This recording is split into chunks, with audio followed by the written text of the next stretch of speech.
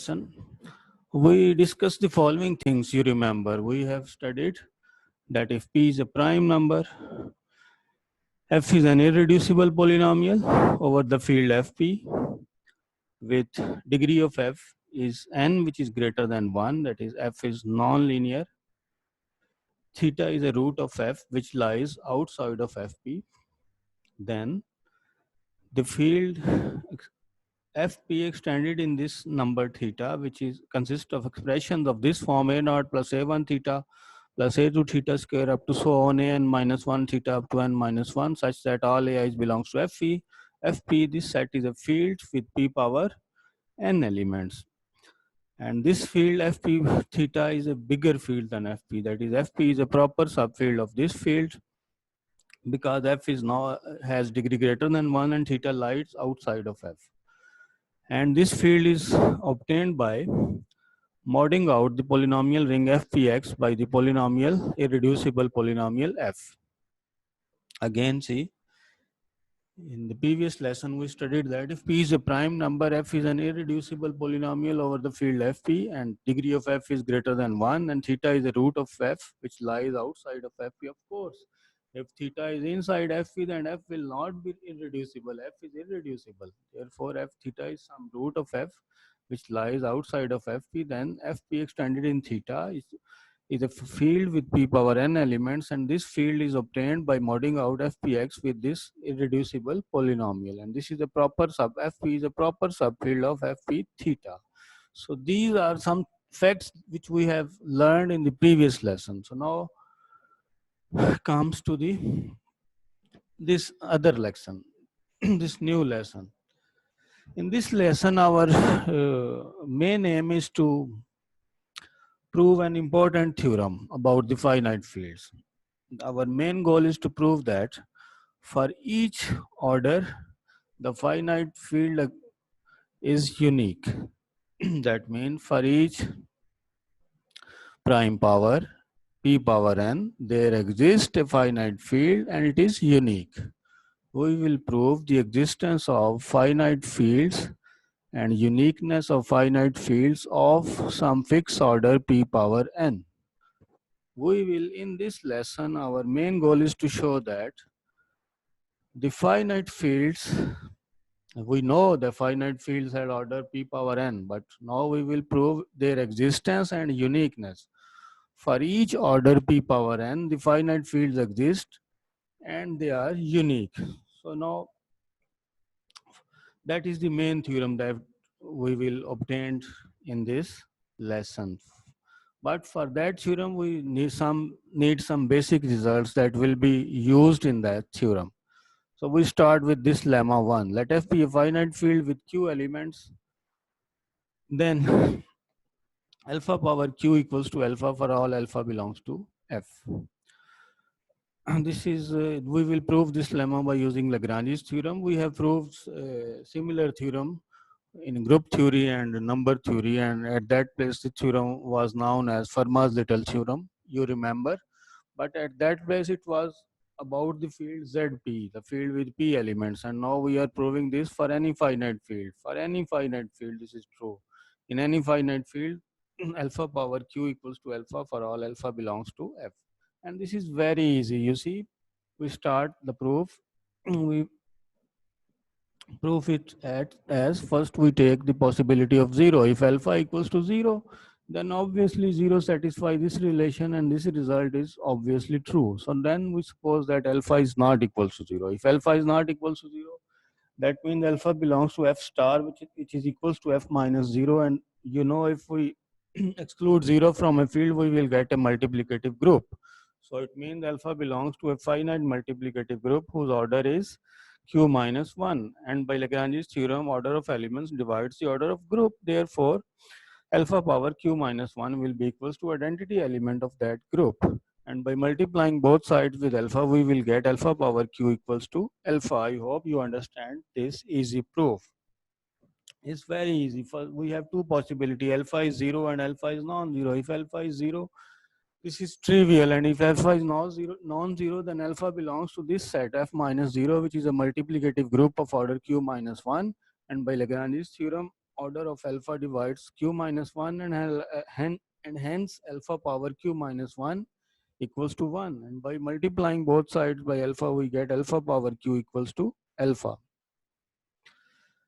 And now, by using this lemma, we get this corollary. This corollary states that let F subset of E be fields. We have two fields, E and F. E is bigger field and F is a subfield of E. And alpha is, F has cardinality Q, F has order Q, and alpha is an arbitrary element in the field E. What we want to show that we will prove that this any arbitrary element of the bigger field alpha belongs to the smaller field F if and only if alpha power Q equals to alpha.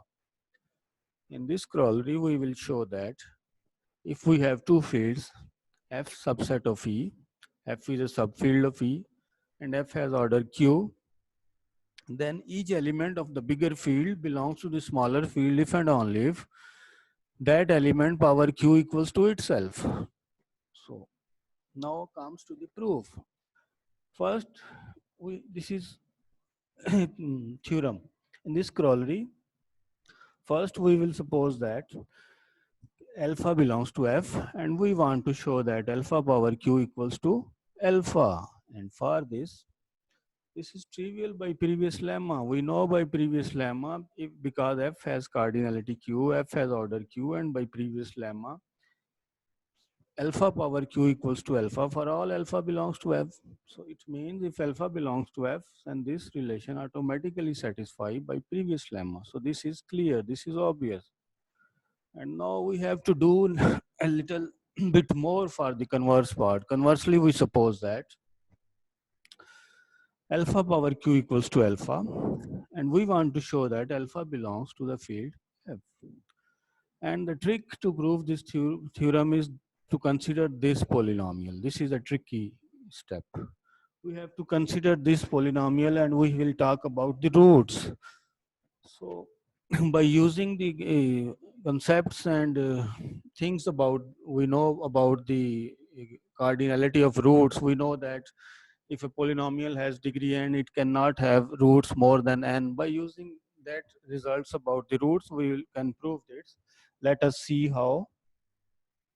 For the converse part, again, see, we suppose that alpha power Q equals to alpha, and we consider this polynomial. It has at most Q distinct roots in E. We consider this polynomial over the field E. So it has Q different roots in the field E, not more than Q, at most. ज़्यादा से ज़्यादा इसके Q roots होंगे. It has at most Q distinct roots in E. As it is given that alpha power Q equals to alpha, it means alpha is also a root of this polynomial.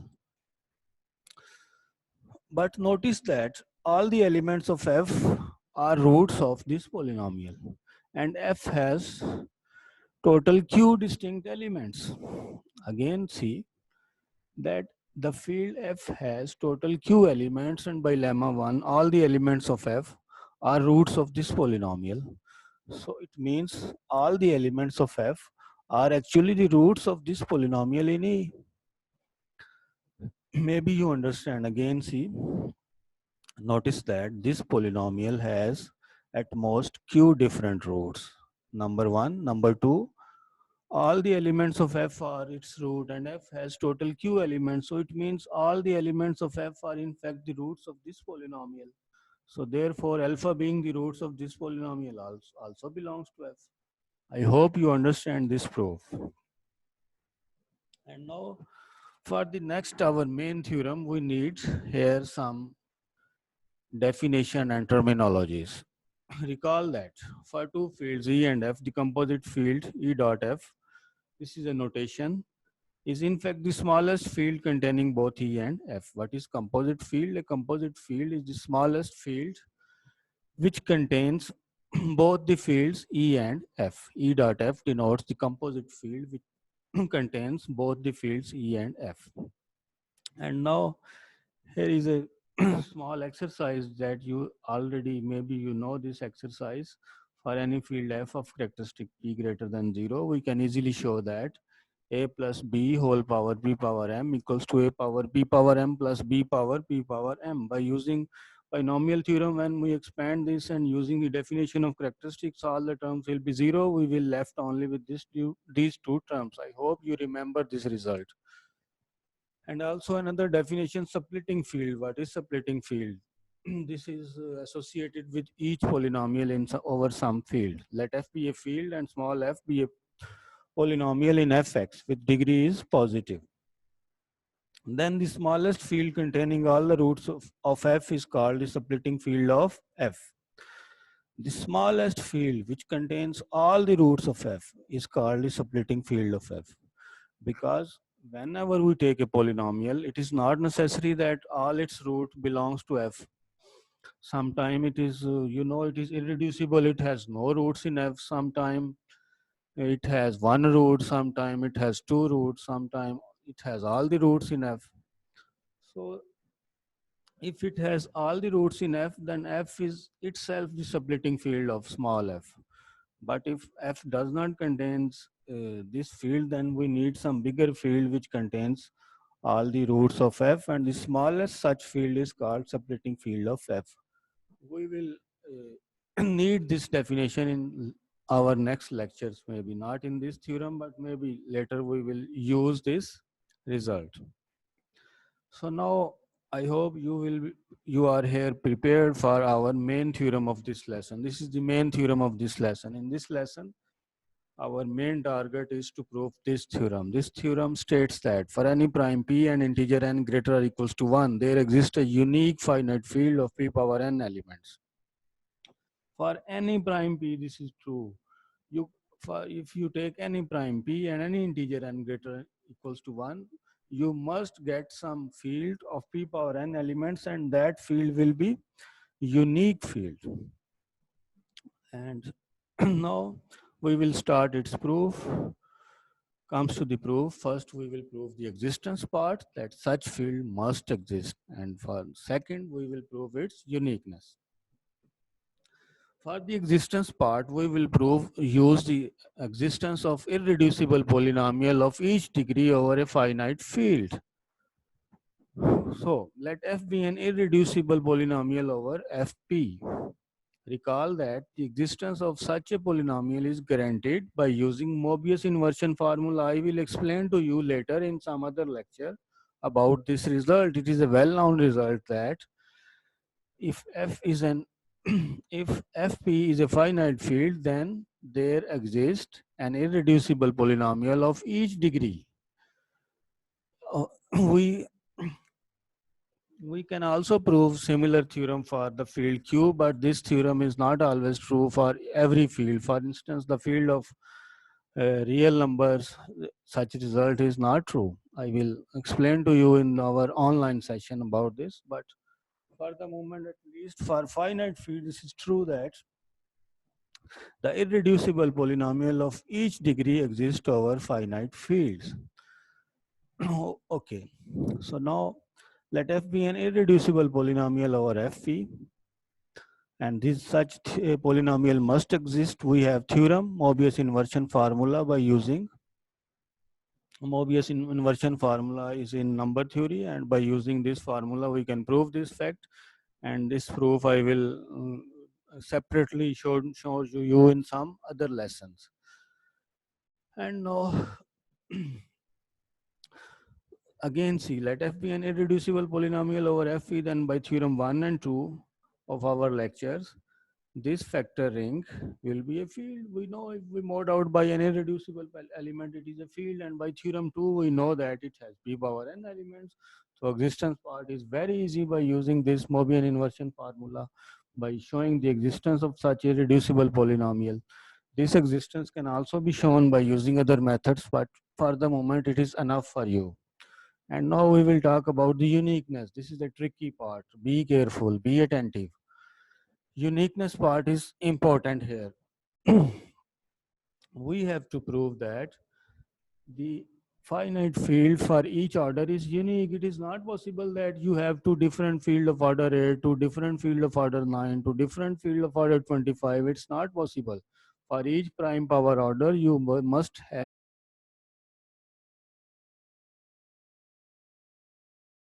we will prove that the finite fields of any order will be finite.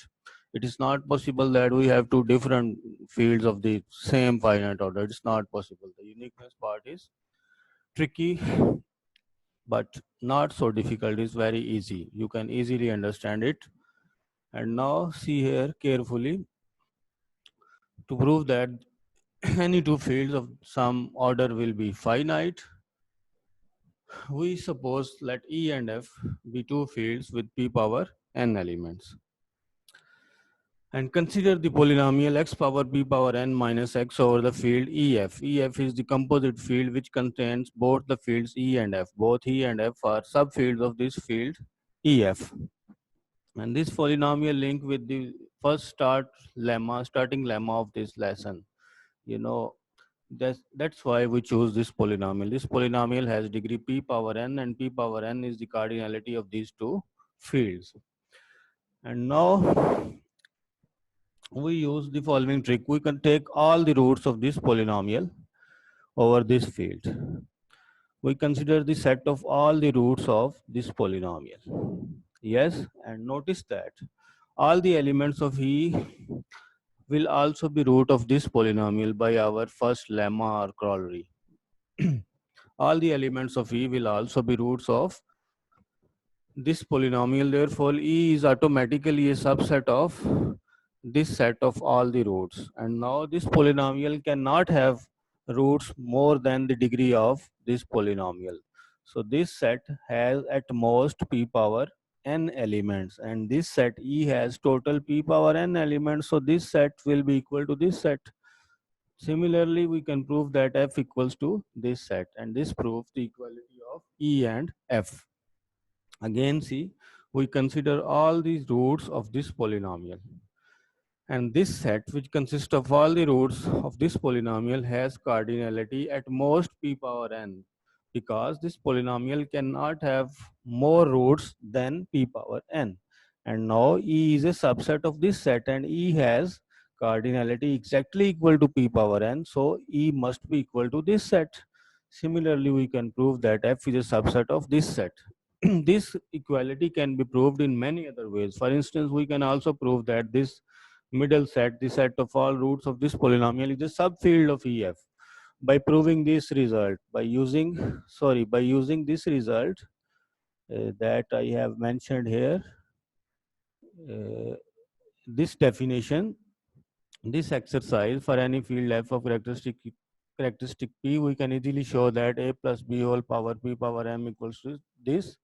By using this exercise and applying the subfield test, we can also prove that this middle set, the set of all roots, is a subfield. Now we have two field. E is E is a subfield of this set, and these two, by using the cardinality, we can see that they are equal, because this set has cardinality at most p power n. So therefore E will be equals to F. We can directly apply here corollary of previous lemma, in this sense that in the previous lemma we know that if some element of bigger field is the root of this polynomial, that will belong to the smallest field. Therefore, all the elements of EF which are roots of this polynomial will be elements of this by using this corollary. So this set is a subset of this set.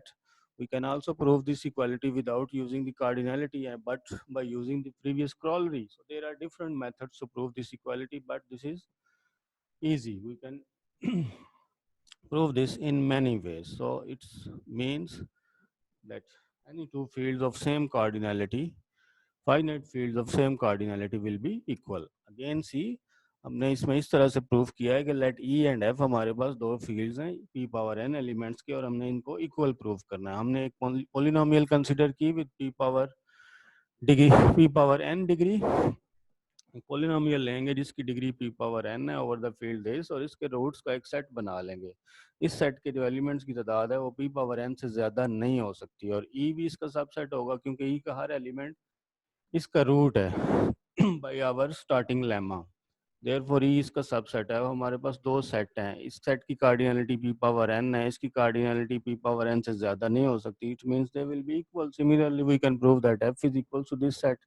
और इसको proof करने का एक और भी तरीका है कि पहले इसको आप सब फील्ड प्रूफ करेंगे by using subfield test, we can prove easily this. और उसके बाद फिर हमारे पास दो फील्ड है और using the cardinality we can prove that they are equal. और डायरेक्ट ये क्रॉलरी भी अप्लाई कर सकते हैं, वो इस तरह से अप्लाई कर सकते हैं कि क्रॉलरी में हमने ये चीज़ पढ़ी थी कि अगर हमारे पास दो फील्ड हैं फॉर ई और अगर ई का कोई एलिमेंट इस इस रिलेशन को सेटिस्फाई कर दे तो एफ में चला जाता है।